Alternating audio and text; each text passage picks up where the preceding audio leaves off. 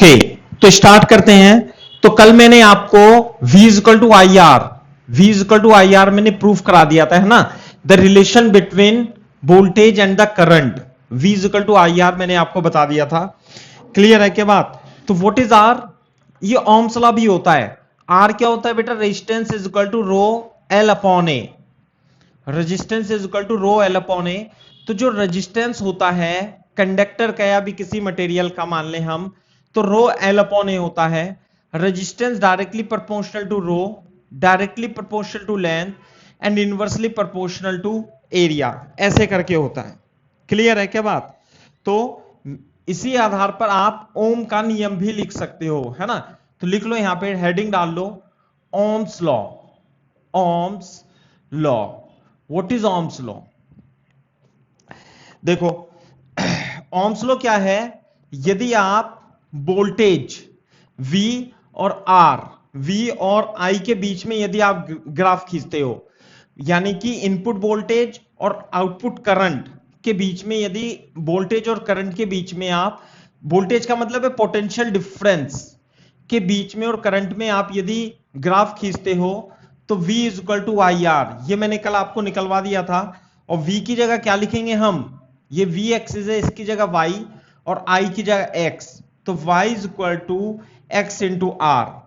Clear है क्या बात? तो Y is equal to MX की तरह ये लाइन हो जाएगी, equation of line passing through origin.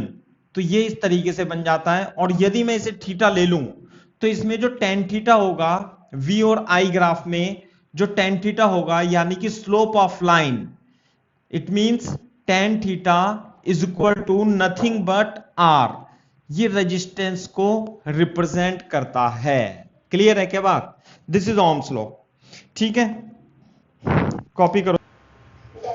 Clear है क्या बात? तो मैं इसकी डेफिनेशन लिखा देता हूं, ओम्स लॉ, यदि आपको पता हो, है ना। तो लिख लो, if physical state of, if physical state like temperature, pressure,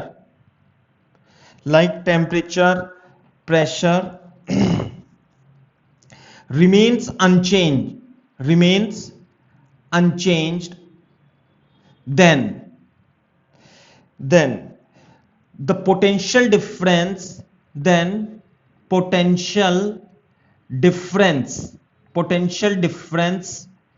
applied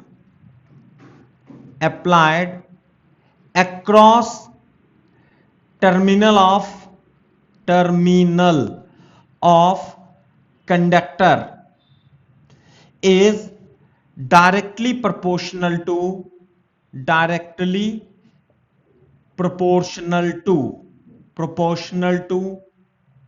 current, directly proportional to current. That is, इधर लिख देता हूं, that is V is directly proportional to I। Clear है क्या बात? तो यदि हम इस प्रोपोर्शनलिटी कांस्टेंट को हटाएंगे, V is proportional to I, V is proportional to I। यदि आप इस प्रोपोर्शनलिटी कांस्टेंट को हटाते हो, तो जो कांस्टेंट आता है वो R आता है ना। R is what? R is proportionally constant. Clear है क्या बात?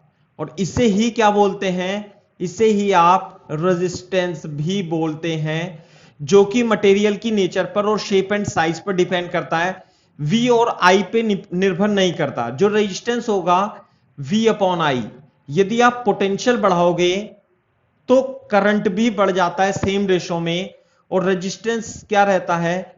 कांस्टेंट रहता है। क्लियर है क्या बात? एंड इंपॉर्टेंट पॉइंट ये है, जो एलिमेंट इस नियम का पालन करते हैं, जो एलिमेंट इस रूल को फॉलो करते हैं, वो ओमिक कंडक्टर कहलाते हैं। The elements which follow this rule are called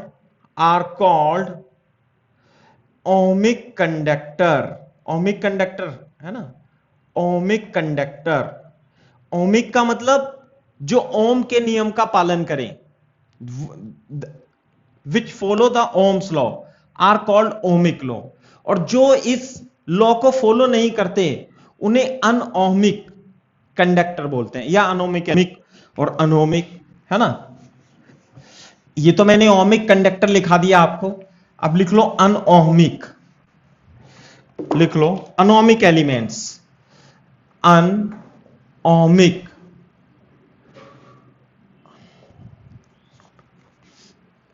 या non ohmic, non ohmic conductor, ohmic conductor. Non ohmic conductor क्या कहलाते हैं? V is not proportional to I, जैसे कि यदि V और I में यदि आप ग्राफ खींचोगे तो वो स्ट्रेट लाइन नहीं होगा, वो स्ट्रेट लाइन से थोड़ा सा अलग होगा, तो ऐसे नॉन ओमिक कंडक्टर कहलाते हैं। ऐसे कंडक्टर जो ओम के नियम का पालन नहीं करते, यानी कि V, इसके लिए तो V इक्वल टू IR था, V इक्वल टू IR, इसके लिए V इक्वल टू IR नहीं होते। लिख देता हूं, the conductors who do not follow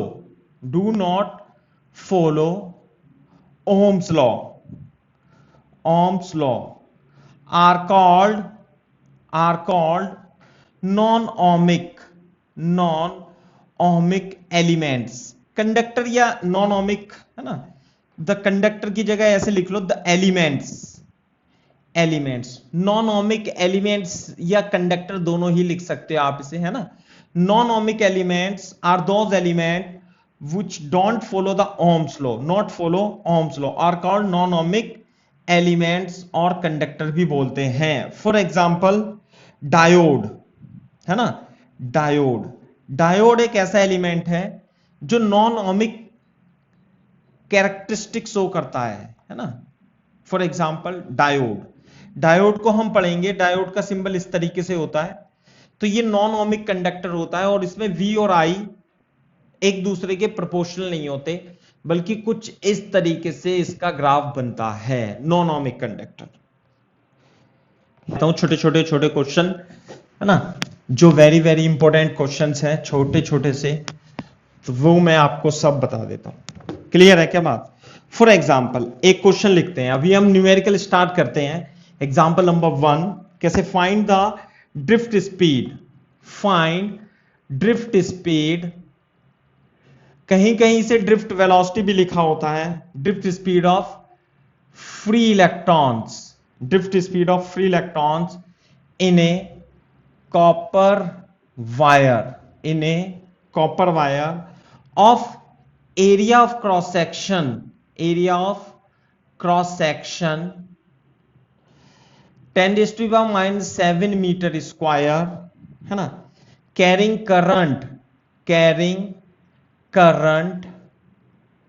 current कितनी है भाई, of 1.5 ampere, having free electron density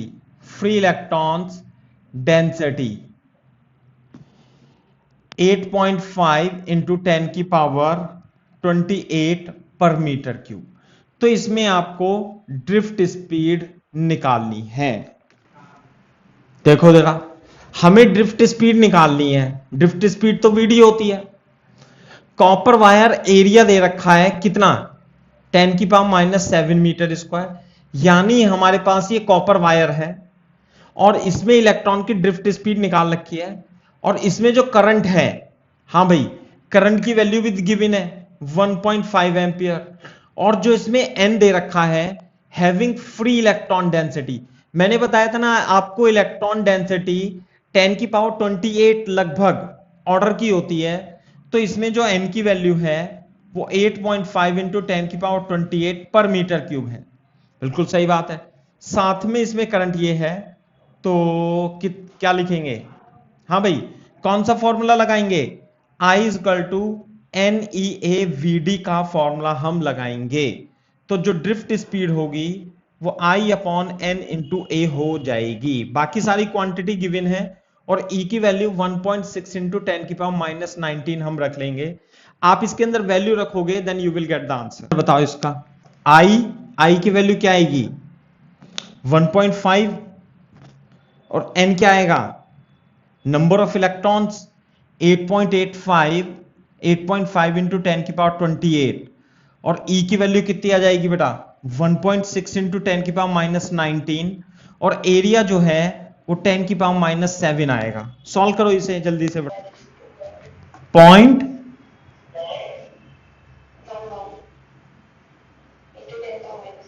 -2 इतना आ रहा है क्या पक्का 1.1 इंटू -1 इतना तो नहीं आएगा। हाँ वही तो कह रहा हूं -3 बिल्कुल सही बात है। इतना तो आना ही था मीटर पर सेकेंड। तो जो ड्रिफ्ट स्पीड होती है ना बेटा वो 1.1 मिलीमीटर पर सेकेंड के ऑर्डर की होती है ना। जब आप इसे कैलकुलेट करोगे ना तो ड्रिफ्ट स्पीड जो मैंने निकलवाई थी देखो जो थर्मल स्पीड होती है VTH वो कितने ऑर्डर की होती है 10 की पावर 5 मीटर पर सेकेंड के ऑर्डर की होती है। इसमें इलेक्ट्रॉन इधर उधर बहुत तेजी से भागते हैं जबकि यदि आप इसके अक्रॉस पोटेंशियल डिफरेंस लगाओगे तो इलेक्ट्रॉन इधर की ओर ड्रिफ्ट होने लगते हैं और 1.1 मिलीमीटर पर सेकेंड के ऑर्डर का होना लग जाता है। क्लियर है क्या बात। अच्छा ये तो हो गया एग्जांपल। मैं इसे साफ ही कर देता हूं ज्यादा अच्छा रहेगा। और भी इंपॉर्टेंट पॉइंट में आपको बताने की कोशिश करता हूं आप समझने की कोशिश करना।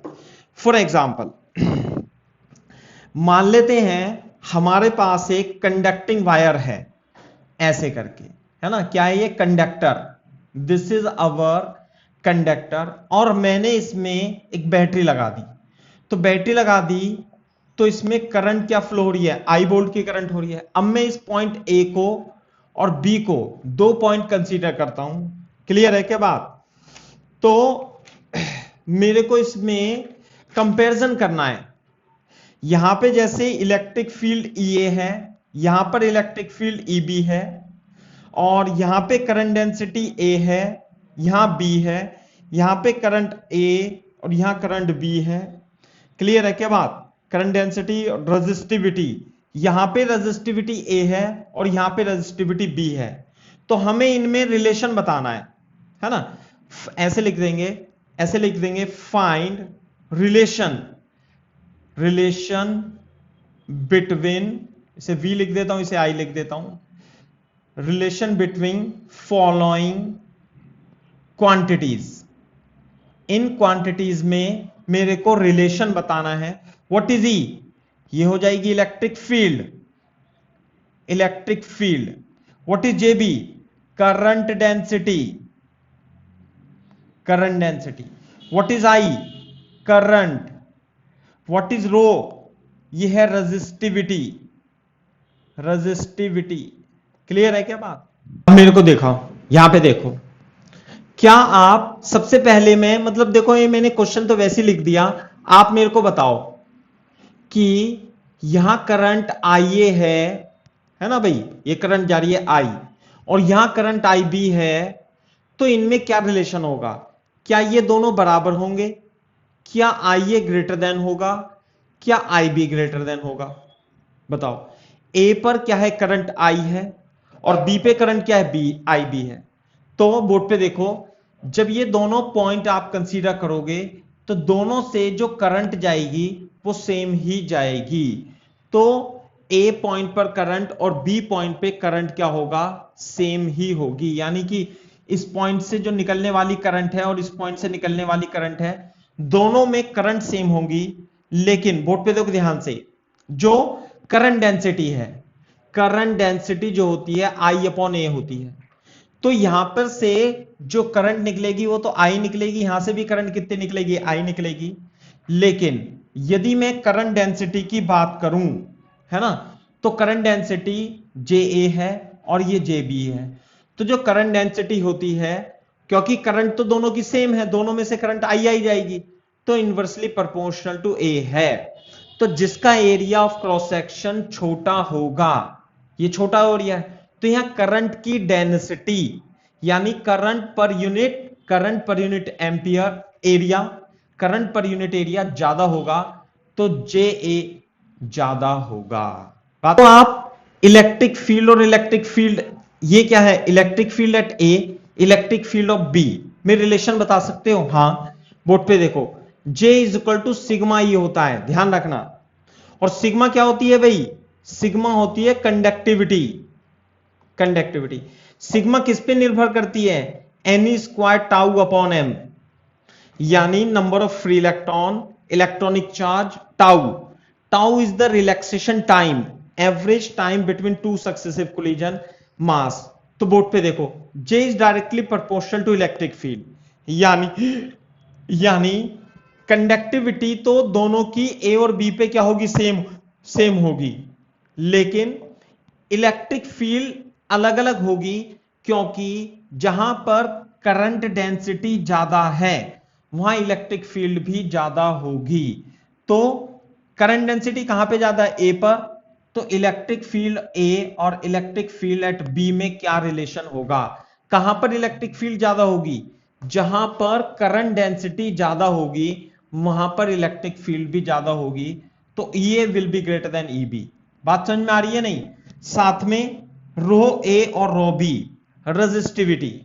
वैसे तो आप जानते हो कि जो रेजिस्टिविटी होती है वो सिग्मा के इनवर्सली प्रोपोर्शनल होती है। तो M N E square tau, this is the resistivity. तो जो रेजिस्टिविटी है बेटा वो इस मटेरियल के शेप और साइज पे डिपेंड नहीं करती। जैसे मान लिया, बोर्ड पे देखो मेरी तरफ, लिखो मत अभी, बहुत इंपॉर्टेंट पॉइंट बता रहा हूं। रेजिस्टिविटी ये मटेरियल पे डिपेंड करती है, मैंने लिखवा भी दिया था इंग्लिश में।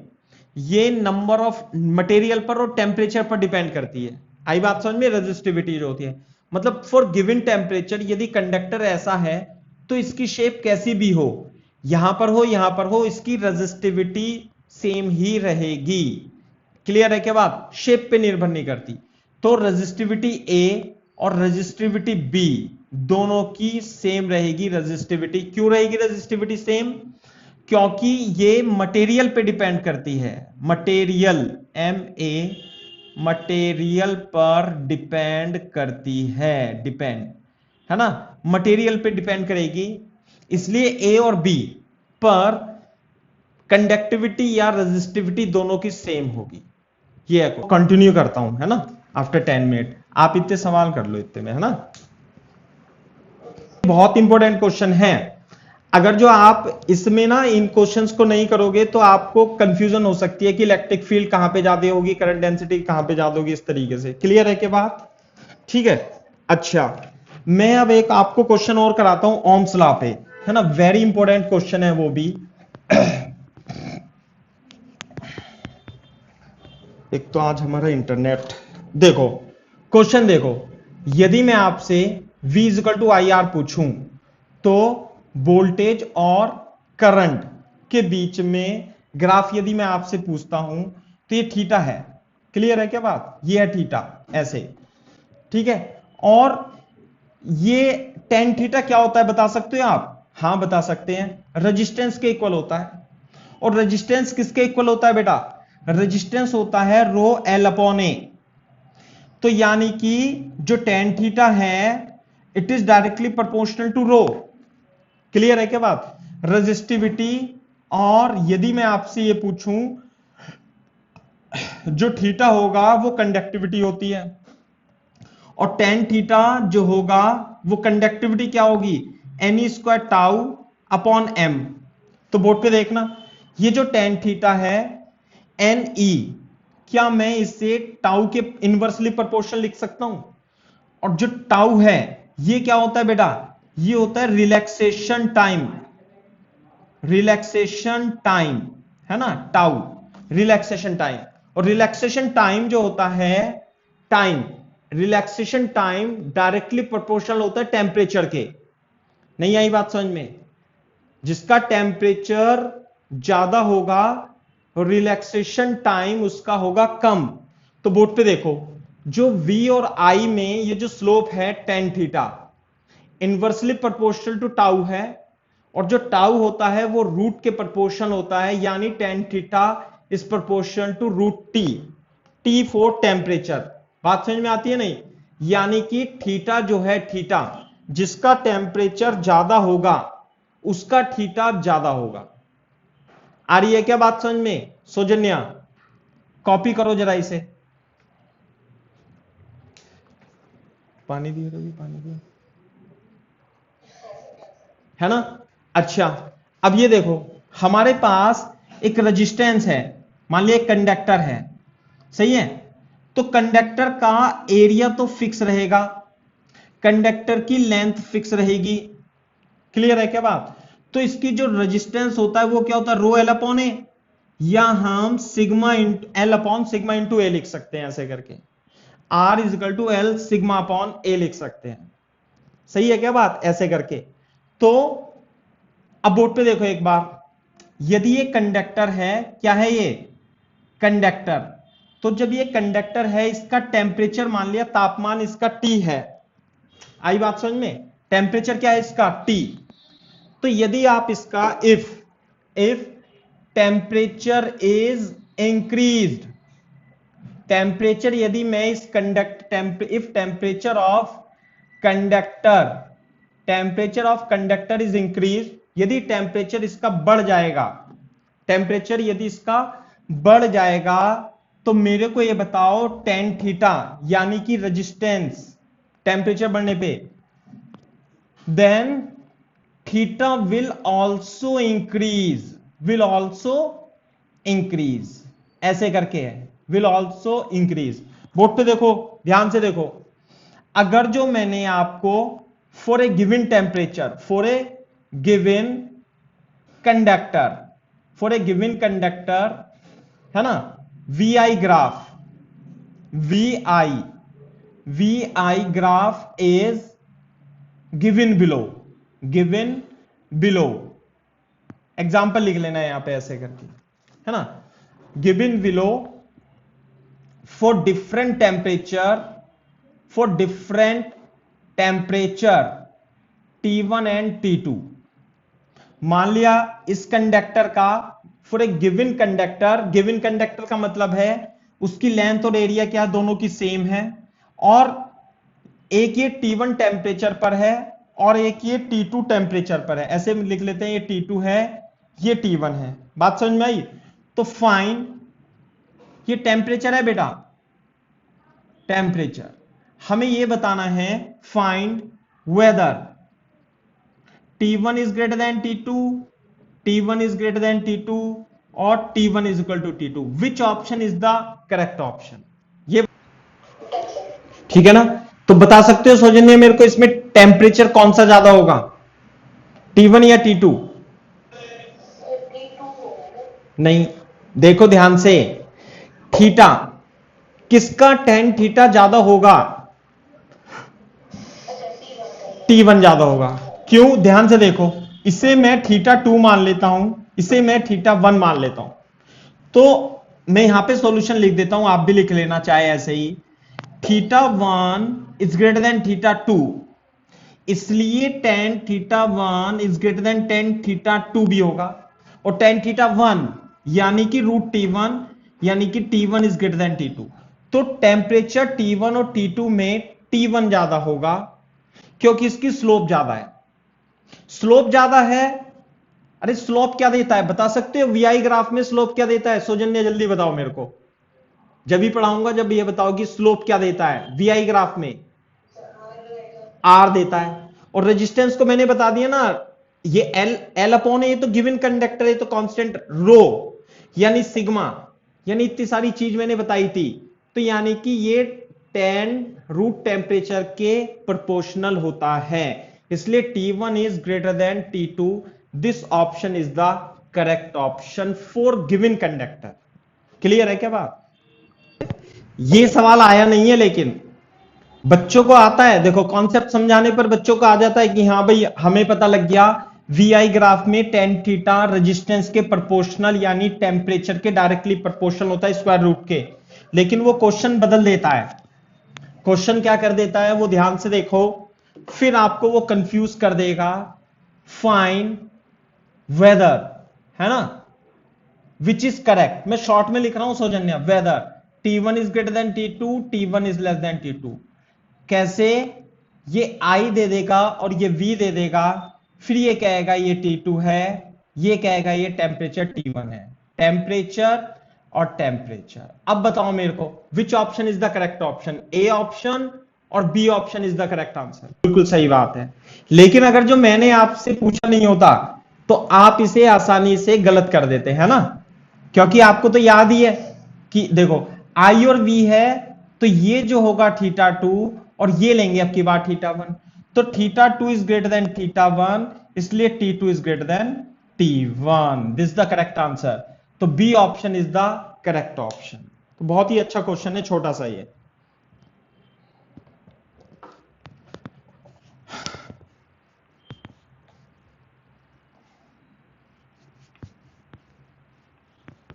क्लियर है क्या बात? ऐसे करके। अच्छा, अभी मैं और क्वेश्चन आपको कराता हूं इसमें थोड़ा सा, है ना। जैसे मैं ड्रिफ्ट वेलोसिटी की बात कर रहा था, जैसे कि ड्रिफ्ट वेलोसिटी होती है, ड्रिफ्ट वेलोसिटी वो होती है 1 मिलीमीटर पर सेकंड के ऑर्डर की होती है, लेकिन डिफरेंट मटेरियल में, डिफरेंट कंडक्टर में डिफरेंट स्पीड होती है। बात समझ में आई? फॉर एग्जाम्पल मैं एक एग्जाम्पल बता देता हूं, थोड़ा सा मैं लिखूंगा, लिखो क्वेश्चन लिखो, फाइंड वीडी ड्रिफ्ट वेलोसिटी, थोड़ा शॉर्ट में लिख रहा हूं, इन सिलेंड्रिकल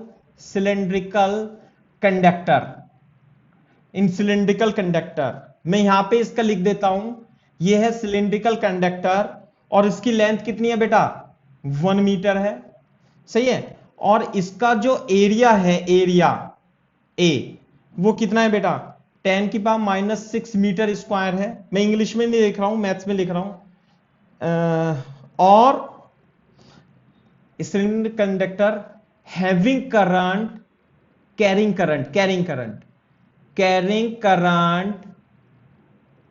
करंट 4 एम्पियर, सही है बात।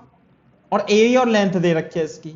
दूसरी बात, एटॉमिक वेट दिया हुआ है इसका, एटॉमिक वेट कितना? 60। इसकी डेंसिटी दी हुई है मटेरियल की 5 × 10³ kg पर मीटर क्यूब दी हुई है। क्लियर है के बाद? एज्यूम, और इसमें करंट तो दे रखी है आपको, कितनी करंट दे रखी है भाई? 4 एम्पियर।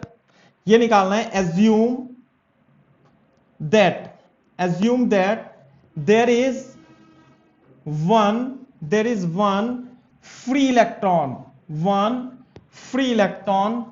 पर atom, there is one free electron per atom. Clear है के बाद? n इज इक्वल टू 6.023 × 10⁻23, है ना। और चार्ज लेना है आपको 1.6 × 10⁻⁻19 कूलम। और आपको इसमें ड्रिफ्ट वेलोसिटी निकालनी है इलेक्ट्रॉन की, ये निकालना है। हाँ भाई, ड्रिफ्ट स्पीड निकालनी है। तो मेरे ख्याल से अभी अभी हमने क्वेश्चन किया था, तो आपको बता सकते हो कि ड्रिफ्ट स्पीड के लिए कौन सा फॉर्मूला लगाऊं। करंट पता है मेरे को इसमें, है ना। एरिया पता है मेरे को इसमें, क्लियर है के बाद? और लेंथ पता है इसमें 1 मीटर, एटॉमिक वेट पता है, डेंसिटी पता है, और ये तो एवोगैड्रो नंबर और ई तो पता ही होता है। तो निश्चित रूप से मैं I = NEAVD लगाऊंगा, relation between current and drift velocity, और VD होगी NEA। तो मेरे को इसमें I पता है, E पता है, A पता है, N नहीं पता। What is N? N क्या होता है तभी आगे पढ़ाऊंगा जब आप बताओगे। स्मॉल n क्या होता है बताओ जल्दी से, कॉपी में देखो पीछे। तो n होता है इसमें number of free electron per unit volume, number of free electron per unit volume. नहीं आई बात समझ में? फ्री इलेक्ट्रॉन कहां से आएंगे बताओ? उसने लिख रखा है कि assume that there is 1 free electron per atom, यानी कि इसमें एटम जितने हैं, इसमें मान लिया 500 एटम हैं सपोज, तो इसमें फ्री इलेक्ट्रॉन कितने? 500। क्लियर है क्या बात? तो मैं इसमें नंबर ऑफ इलेक्ट्रॉन यदि n निकालना चाहता हूं तो मेरे को इसमें नंबर ऑफ एटम की संख्या पता होनी चाहिए ना। नंबर ऑफ एटम कितने होंगे? बता दूंगा मैं नंबर ऑफ एटम कैसे होंगे। देखो नंबर ऑफ एटम जो होते हैं, नंबर ऑफ एटम वो क्या होंगे, मोल्स इनटू एवोगैड्रो नंबर। नहीं आई बात समझ में, मोल्स इनटू एवोगैड्रो नंबर यदि आपको केमिस्ट्री में आता है तो, है ना। तो मोल कैसे निकालेंगे, मोल निकालेंगे total weight, total mass divided by molecular weight into Na। बात समझ में आ रही है।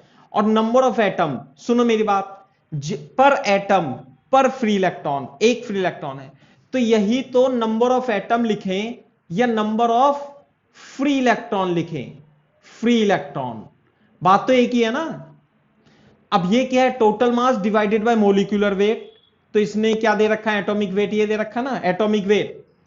तो एटॉमिक वेट तो 60 है, बोर्ड पे देखो, चलो इसे मैं लिख दूंगा m नॉट। और दूसरी बात इसका मास, हां भाई मास कितना लिखेंगे, इसका मास लिखेंगे वॉल्यूम इंटू डेंसिटी। क्लियर है क्या बात। और वॉल्यूम कितना लिखेंगे बेटा, area into length into density, ये रहा। तो मैं यहां पे लिख देता हूं m जो लिखेंगे हम a into L into density upon m not into Na। बात समझ में आ रही है नहीं। तो एरिया है, लेंथ पता है, डेंसिटी पता है, m नॉट पता है और Na पता है ना। अब बोर्ड पे देखो, हमें यहां निकालना था n, number of electron per unit volume. क्योंकि एक एटम में एक इलेक्ट्रॉन है तो मैंने एटम की संख्या को ही नंबर ऑफ इलेक्ट्रॉन के बराबर रख दिया। बात समझ में आ रही है। तो अब यहां रख दूंगा, ध्यान से देखो, number of electron a into L into D upon am not into Na divided by volume. Volume क्या होगा, a इंटू एल। तो ध्यान से देखो ये कट जाएगा, तो number of electron per unit volume density upon am not into Na होगी। बात समझ में आ रही है। तो number of electron per unit volume पर मीटर क्यूब आ जाएगा। मैं इसकी वैल्यू निकाल देता हूं यहां से, इधर से देखो, ऐसे करके जो n आएगा, n वो कितना आएगा, d। डेंसिटी कितनी है, 5 इंटू 10 की पावर 3। और m नॉट कितना है भाई, एटॉमिक वेट, ध्यान से देखना इसकी वैल्यू, एटॉमिक वेट है 60 ग्राम पर मोल होता है। तो इसे केजी में बदल देंगे, 10 की पावर -3 आएगा यहां पे 60। ये ध्यान रखना, एटॉमिक वेट केजी में लिखना है यहां पे। और Na, ये Na ही होती है बेटा, Na एवोगैड्रो नंबर 6.023 इंटू 10 की पावर 23। तो n जो आप इसे कैलकुलेट करके लाओगे वो 5.02 इंटू 10 की पावर 28 पर मीटर क्यूब स्मॉल n इसमें ऐसे निकलेगा। सही है भाई। देखो इधर, अब हमें निकालना है Vd। तो Vd हम निकाल सकते हैं, ड्रिफ्ट वेलोसिटी Vd कितना होगा, I अपॉन NEA। तो I की वैल्यू कितनी होगी बेटा, I की वैल्यू हो जाएगी, अरे I तो दे रखा है ना 4 एम्पियर। n की वैल्यू दे रखी है 5.02 इंटू 10 की power 28 divide into E 1.6 into 10 की पावर -19 इंटू एरिया 10 की पावर -6। तो जब आप Vd इसमें कैलकुलेट करोगे तो आंसर आएगा इसका 5 इंटू 10 की पावर -4 मीटर पर सेकेंड, यानी 0.5 इंटू 10 की पावर -3 मीटर पर सेकेंड, जिसे आप 0.5 मिलीमीटर पर सेकेंड आप लिख सकते हो। ध्यान रखना, तो ये जो ड्रिफ्ट स्पीड होती है ना, ये मिलीमीटर पर सेकेंड के ऑर्डर की होती है, इस बात का आप ध्यान रखोगे। मैं इसे साफ कर देता हूं ऐसे, है ना। ये है एक क्वेश्चन, ये इस तरीके का भी आता है ना, ड्रिफ्ट वेलोसिटी निकालने का। चलो अब दूसरा मैं कुछ calculation of resistance, calculation of resistance मैं आपको बता देता हूं। रेजिस्टेंस का कैलकुलेशन, जैसे आपने बेटा कैपेसिटेंस का कैलकुलेशन किया था, जैसे epsilon not A upon D होता है ना, इसी तरीके से आप रेजिस्टेंस को भी कैलकुलेट करोगे। मैं एग्जांपल बताता हूं, है ना। रेजिस्टेंस जो होता है formula R equal to rho L upon A होता है ना। इंडक्टर भी आएगा, जैसे कैपेसिटेंस हमने पिछले चैप्टर में पढ़ लिया, रेजिस्टेंस पढ़ेंगे, और इससे मतलब 2-3 चैप्टर छोड़ के इंडक्टेंस पढ़ेंगे। तो इंडक्टेंस में भी इसी तरीके से आपको कैलकुलेशन ऑफ इंडक्टेंस आ जाएगा। तो जो रेजिस्टेंस होता है वो रो एल अपॉन ए होता है। रो क्या होती है? रेजिस्टिविटी। रेजिस्टिविटी किस पे डिपेंड करती है? मेटल पर, मटेरियल पर। समझ में आई बात? मटेरियल पर। जैसे कॉपर है, कॉपर की रेजिस्टिविटी बहुत कम होती है, तो अब कॉपर का चाहे आप कुछ भी बना लो, जैसे बोर्ड पे देखना, जैसे मान लिया आपने कॉपर का ये वायर बनाया, इसकी लेंथ कितनी है बेटा? L, और रेडियस कितनी है इसकी? R। तो आपको इसका रेजिस्टेंस निकालना है A और B के बीच में, है ना? फाइंड RAB, मैंने थोड़ा शॉर्ट में लिख दिया। इसका मतलब होता है resistance between A and B आपको निकालना है, और ये सिलेंड्रिकल वायर है, और इसकी रेजिस्टिविटी रो दे रखी है। बात अच्छा, बोर्ड पे देखो कैसे निकालेंगे, बताओ इसका रेजिस्टेंस। निकाल लेंगे हम रेजिस्टेंस बहुत आसानी से। कैसे? R is equal to rho L upon A. ध्यान से देखो, A और B के बीच यदि रेजिस्टेंस पूछ रहा है, तो इसका मतलब यह है कि आपने A और B के बीच में एक बैटरी लगा रखी है प्लस माइनस B वोल्ट की। तो A और B के बीच में आपको रेजिस्टेंस निकालना है। तो रेजिस्टिविटी तो मटेरियल की है, ये तो रो रहेगी, दिया हुआ है क्वेश्चन में। अब लेंथ लेंगे, A और B के बीच की लेंथ कितनी है? L, और एरिया जो लेंगे वो एरिया ए वाला लेंगे, एरिया ए वाला। तो कितना आएगा? Rho length L pi r square. Area कितना आएगा इसका? ये आएगा पाई आर स्क्वायर। तो रेजिस्टेंस कितना आ गया? Rho L upon pi r square, इसका आंसर आ गया। जैसे कि हम रेजिस्टेंस की कैलकुलेशन करेंगे डिफरेंट, है ना? फॉर एग्जांपल ये है कैसे कि हमारे पास एक सिलेंड्रिकल वायर तो है ही सही ऐसे, लेकिन बीच में से ये हॉलो है। बीच में से क्या है भाई? ये हॉलो। तो यहां पे तो खाली है, ऐसे करके, यूं करके, यूं ऐसे, है ना भाई? ये, और यहां पे ए और बी के बीच में आपको रेजिस्टेंस निकालना है। रेजिस्टिविटी कितनी है इसकी? रो। क्लियर है क्या बात? और ये रेजिस्टेंस है इसका R1, और ये रेडियस है इसकी R2। तो फाइंड RAB, ए और बी के बीच आपको रेजिस्टेंस निकालना है इसका। के बाद तो बोर्ड पे देखो कैसे करेंगे भाई। RAB बताओ मेरे को, RAB कैसे निकालेंगे? RAB जो होगा वो रो एल अपॉन ए होगा।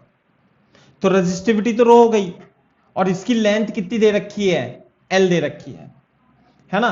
तो इसका मतलब ये है, बोर्ड पे देखो, कि हमें बैटरी इसके और इस पॉइंट पे लगानी है, और करंट ऐसे जाएगी, ऐसे यूं करंट जाएगी और यूं वापस आएगी। बात समझ में आ गई? यूं करके, ठीक है? तो यहां पे तो ये होलो है, यहां पे तो लेंथ तो इसकी L हो जाएगी। क्या आप मेरे को इसका एरिया बता सकते हो जहां पर करंट जारी होगी? एरिया जल्दी बताओ। हाँ, जो हमें इसका एरिया देखो, यहां पर मटेरियल है, यहां पर तो करंट तो यहां से जाएगी ऐसे करके, यूं करके जा रही होगी करंट ऐसे करके। तो हम एरिया लेंगे ये वाला एरिया। तो ये एरिया कितना आएगा? Pi R2 square minus R1 square. तो कितना आएगा? Rho L upon pi R2 square minus R1 square is equal to RA into B. Clear है क्या बात? ये हो जाएगा इसका रेजिस्टेंस। तो सिंपल ये है, ऐसे कोई दिक्कत वाली बात नहीं है, लेकिन अभी आपको थोड़ी सी कंफ्यूजन हो सकती है। फॉर एग्जांपल शॉर्ट में लिख रहा हूं, ए बी आपको रेजिस्टेंस बताना है, आपको RAB, लाइक दैट।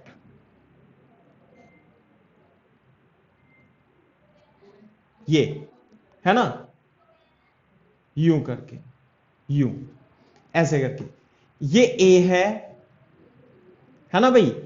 ये B है, और ये C है। बात समझ में आ रही है?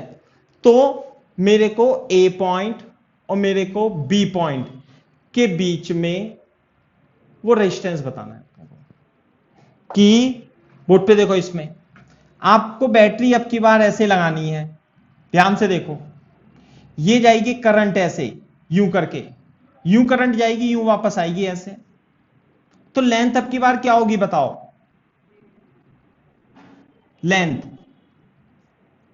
लेंथ होगी इस टर्मिनल और इस टर्मिनल के बीच की लेंथ, जिसके बीच पोटेंशियल डिफरेंस अप्लाइड है, तो वो होगी लेंथ होगी ए। और एरिया, ध्यान से देखो, एरिया जो होगा इसमें बी इंटू सी होगा। रजिस्टिविटी इसकी रो मान लेते हैं हम, रो एल अपॉन ए, यानी कि रो ए अपॉन बी इंटू सी, ऐसे हो जाएगा रेजिस्टेंस।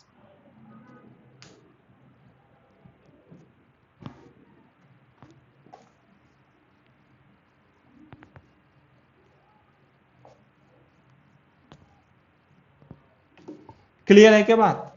लेकिन अगर जो मान लिया क्वेश्चन सेम है, डायग्राम तो सेम है आपका, मान लिया दिस इज द डायग्राम, ऐसे करके, ठीक है क्या बात? तो इस पॉइंट ए और बी के बीच आपको क्या करना है? ए और बी के बीच आपको रेजिस्टेंस फाइंड करना है, फाइंड आर ए बी। ए और बी के बीच में रेजिस्टेंस फाइंड करना है। ये वाली साइड कितनी है? ए, ये वाली साइड कितनी है? बी, और ये वाली साइड कितनी है हमारी? सी। क्या ए और बी के बीच में का मतलब ये होता है कि अब हम बैटरी लगाएंगे ऐसे, तो करंट जाएगी ऐसे, बोलो, तो बोर्ड पे देखो, अब की बार जो एरिया होगा, बता सकते हो एरिया अब की बार कौन सा होगा? सोच के बताओ बेटा। लेंथ, ऊपर वाली फेस और नीचे वाली फेस के बीच में पोटेंशियल डिफरेंस है, तो इसमें लेंथ अब की बार हो जाएगी सी, बोलो, और एरिया हो जाएगा ये वाला एरिया, और ये एरिया कितना होगा? देखो, ये तो साइड कितनी है? बी, और ये साइड कितनी है? ए, तो जो एरिया होगा वो ए बी होगा, ए बी। तो एरिया क्या होगा? वो ए इंटू बी होगा, और डेंसिटी कितनी है इसकी? रो, तो रेजिस्टेंस होगी rho L upon A, rho L upon A. This is the resistance between A and B. इस पॉइंट के बीच में रेजिस्टेंस कुछ और है, क्योंकि लेंथ और एरिया चेंज हो गया, इसके लिए डिफरेंस है ना, रेजिस्टेंस फाइंड करने का।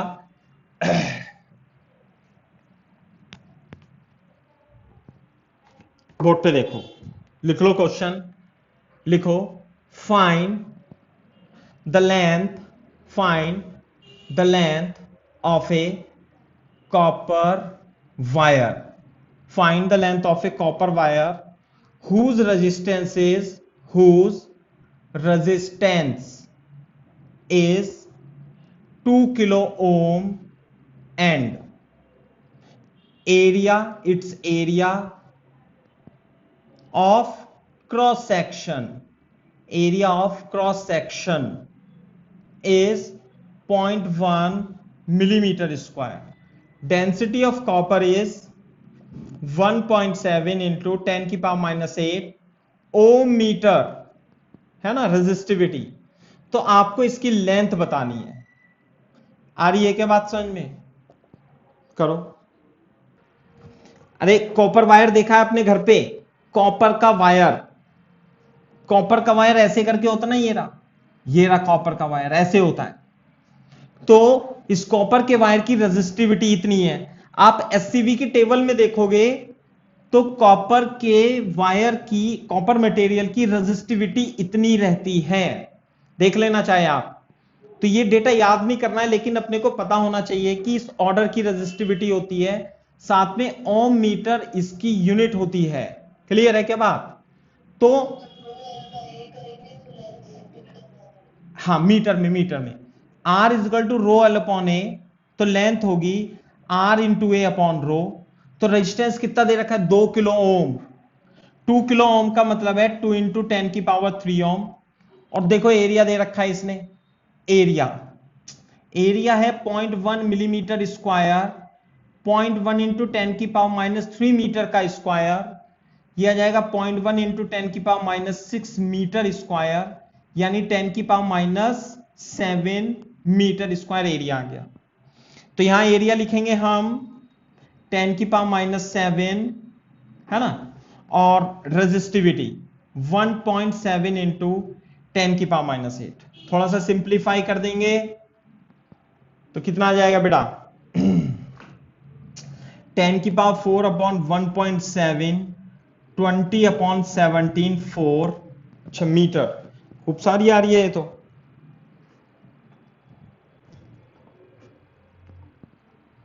चलो जितनी भी आ रही है सही आ ही रही है, लेंथ जितनी भी आ रही है, this is in metre. Clear है क्या बात? ये रजिस्टर आ गए ना, ये है। तो इस तरीके से आपको छोटे छोटे क्वेश्चन भी वो दे सकता है, ये बोर्ड में पूछा गया क्वेश्चन है ना, सीबीएसई बोर्ड में। अच्छा आप मेरे को एक क्वेश्चन का जवाब दो।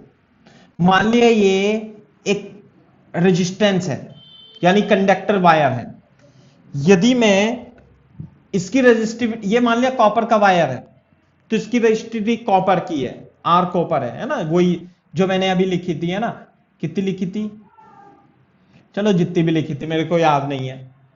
यदि मैं इस वायर को खींच देता हूं, जब मैं इस वायर को खींच दूंगा तो इसकी लंबाई तो बढ़ जाएगी, लंबाई क्या होगी, बढ़ जाएगी, और एरिया क्या होगा, कम हो जाएगा। बात समझ में आई? लंबाई बढ़ जाएगी, एरिया कम हो जाएगा। तो ये मेरे को बताओ कि इसकी जो कॉपर की रेजिस्टिविटी होगी उसमें क्या अंतर पड़ेगा, क्या वो इंक्रीज हो जाएगी, क्या वो डिक्रीज हो जाएगी, क्या वो सेम रहेगी? मेरे को ये सवाल चाहिए। सुनो, ध्यान से सुनो मेरी बात, दिल से समझना है, मन से रटना नहीं है। रेजिस्टिविटी तो मटेरियल की प्रॉपर्टी है, जैसे डेंसिटी, समझे ना। जैसे मान लिया आपने लोहे के वायर को खींच के पतला कर दिया, लंबा कर दिया, लोहा तो लोहा ही रहेगा ना, लोहे की डेंसिटी सेम रहेगी, लोहे की रेजिस्टिविटी और कंडक्टिविटी सेम रहेगी, तो फिर बदलेगा क्या, बदलेगा इसका रेजिस्टेंस। नहीं आई बात समझ में? क्योंकि रेजिस्टिविटी तो सेम रहेगी, रेजिस्टिविटी, डेंसिटी, ये सब क्या है, मटेरियल की प्रॉपर्टी है। वैसे तो टेम्परेचर पर भी डिपेंड करती है रेजिस्टिविटी, लेकिन ये समझ लो कि टेम्परेचर क्या है, सेम है, टेम्परेचर क्या है, सेम है, कांस्टेंट है ना। यहीं पे इस वायर को खींच दिया तो टेम्परेचर सेम है, तो बदलेगा क्या, रेजिस्टेंस बदलेगा।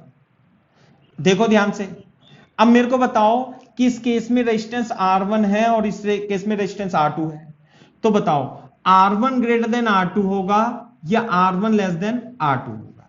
बताओ तेजी से। कम हो रहा है ना।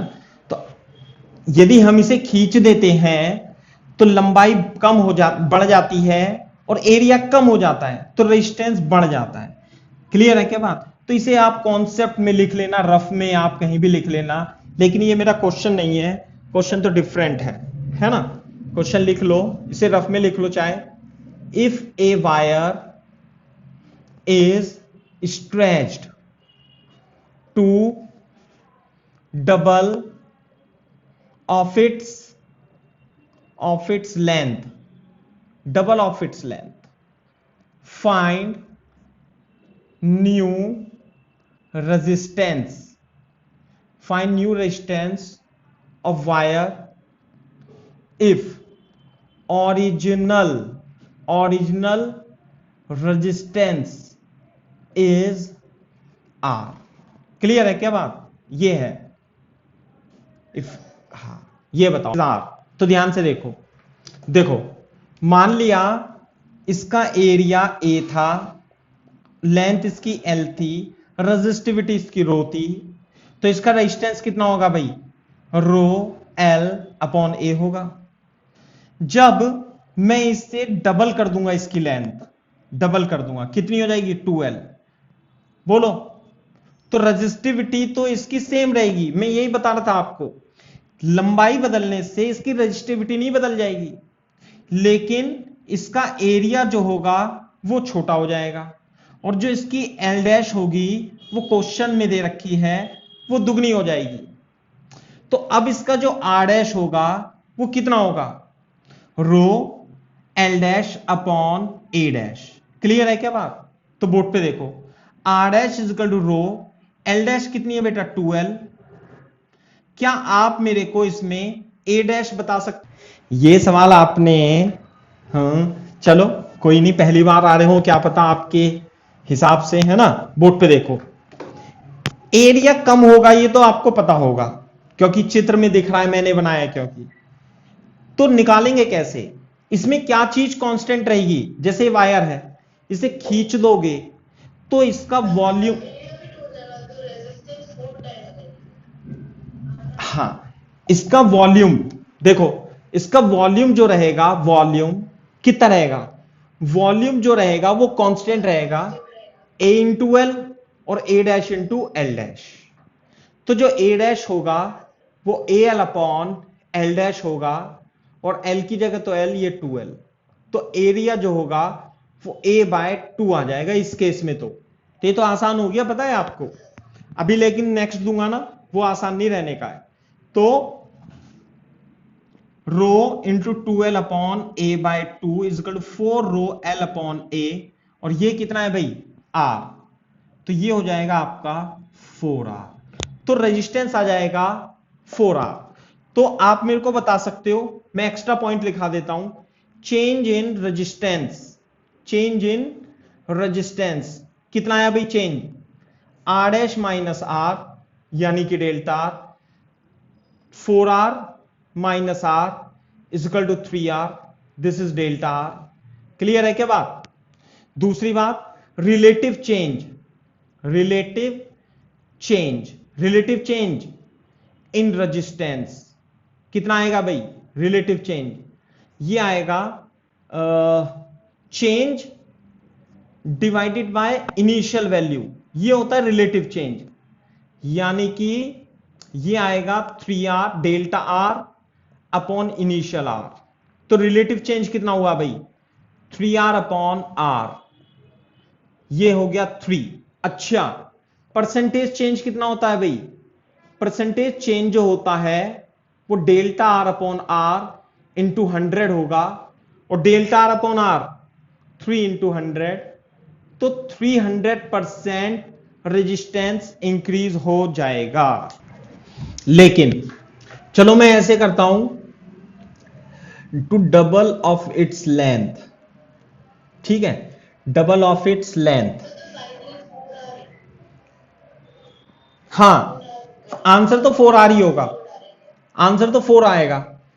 न्यू रेजिस्टेंस निकालना है ना तो 4r हो जाएगा, यानी कि 4 गुना रेजिस्टेंस हो जाएगा। चेंज 3r होगा, रिलेटिव चेंज 3 होगा, परसेंटेज चेंज ऐसे होगा, क्योंकि मेरे को कराने हैं ना क्वेश्चन, ये मैं करा देता हूं, है ना, इस तरीके से। देखो क्वेश्चन देखो, example, find the percentage change in resistance if a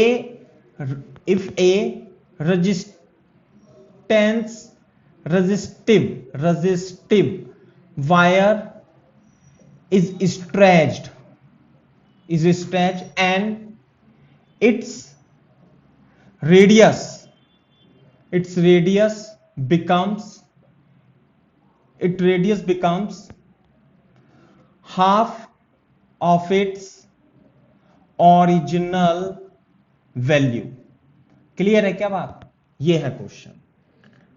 जब आपने उसे स्ट्रेच किया है तो उसकी रेडियस जो हो जाती है आधी हो जाती है ओरिजिनल वैल्यू की, तो आपको परसेंटेज चेंज इन रेजिस्टेंस पे देखो, मैं तेजी से कर देता हूं।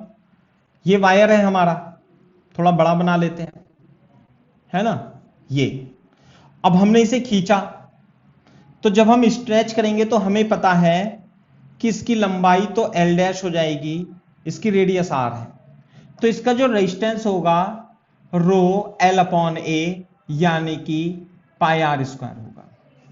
अब जब इसकी रेडियस r/2 है ना, तो जो इसका रेजिस्टेंस होगा इसका रो L dash upon A dash.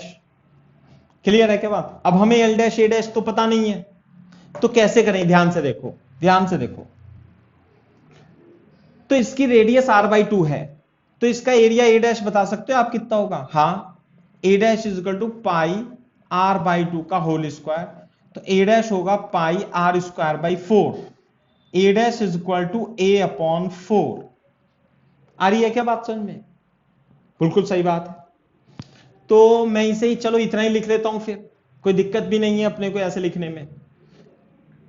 A तो L डैश को और निकालेंगे हम। L डैश कैसे निकालेंगे? वॉल्यूम कांस्टेंट करके, A into L A dash into L dash is equal to A upon L into A dash. तो एरिया जो है वो है A बाई 4, तो यह आ जाएगा 4L। तो लेंथ हो जाएगी अब की बार 4 गुनी, है ना। तो R dash rho 4L upon A dash कितना होगा? A by 4 is equal to 16 rho L upon A। तो जो R डैश आ गया वो 16R आ गया। समझ में आ रही है सौजन्या? अब रिलेटिव चेंज, परसेंटेज चेंज कैसे निकालते हैं? परसेंटेज चेंज, ये डेल्टा R अपॉन R तो होता है रिलेटिव चेंज। एक बार लिखो मत, लिखो मत, ये क्वांटिटी होती है चेंज, चेंज इन रेजिस्टेंस। ये क्वांटिटी होती है रिलेटिव चेंज, और ये क्वांटिटी होती है परसेंटेज चेंज। ध्यान रखना इस बात का। ये क्या होती है? चेंज। ये होती है रिलेटिव चेंज, यदि आपको नहीं पता तो मैं बता रहा हूं। और ये होती है परसेंटेज चेंज। तो क्वेश्चन में आपसे परसेंटेज चेंज पूछा है, तो delta R upon R into 100 करके हम निकाल देंगे। तो डेल्टा R कितना आएगा? 16R माइनस R डिवाइडेड, ये जो इनिशियल होता है ये ध्यान रखना हमेशा, इनिशियल इंटू 100, तो कितना आ गया? 1500% रेजिस्टेंस बढ़ जाएगा। This the question.